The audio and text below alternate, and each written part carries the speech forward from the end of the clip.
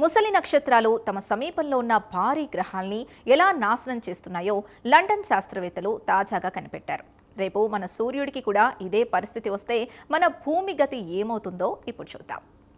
ఈ పరిశోధనను university college London అలాగే యూనివర్సిటీ ఆఫ్ వార్విక్ శాస్త్రవేత్తలు నిర్వహించారు.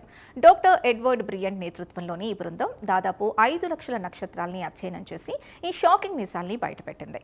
వీరి పరిశోధన వివరాలు తాజాగా ప్రతిష్టాత్మక Monthly Notices of the Royal Astronomical Society జర్నల్లో ప్రచురితమయ్యాయి. అసలు నక్షత్రాలు ఎప్పుడు ప్రమాదకరంగా మారుతాయి?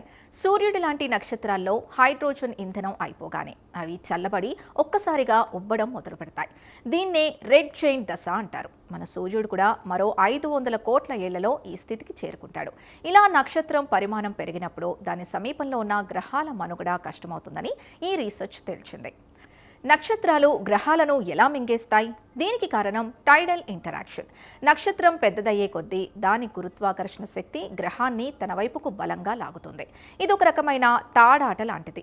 ఈ పెనుగులాటలో గ్రహం వేగం తగ్గి మెల్లగా నక్షత్రం లోపలికి సుడిగుండంలా దూసుకుపోయి ముక్కలైపోతుంది లేదా పూర్తిగా కాలిపోతుంది. నక్షత్రాలు గ్రహాలను తినేయడం అనేది ఇన్నాళ్ళు కేవలం ఒక సిద్ధాంతం మాత్రమే.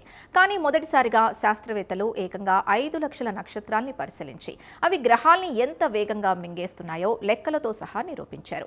నక్షత్రం ముసలిదవ్వడం మొదలైన కేవలం 10 నుంచి 20 లక్షల ఏళ్లలోనే, అంటే మనం ఊహించిన దానికంటే చాలా వేగంగా ఇవి గ్రహాల్ని నాశనం చేస్తున్నాయని ఈ భారీ డేటా ద్వారా మొదటిసారి స్పష్టమైంది. మరి శాస్త్రవేత్తలు ఈ గ్రహాల ఆనవాళ్లను ఎలా కనిపెట్టారు? ఇందుకోసం నాసాకు చెందిన ట్రాన్స్టింగ్ ఎగ్జో ప్లానెట్ సర్వే శాటిలైట్ పంపిన డేటాని వాడారు.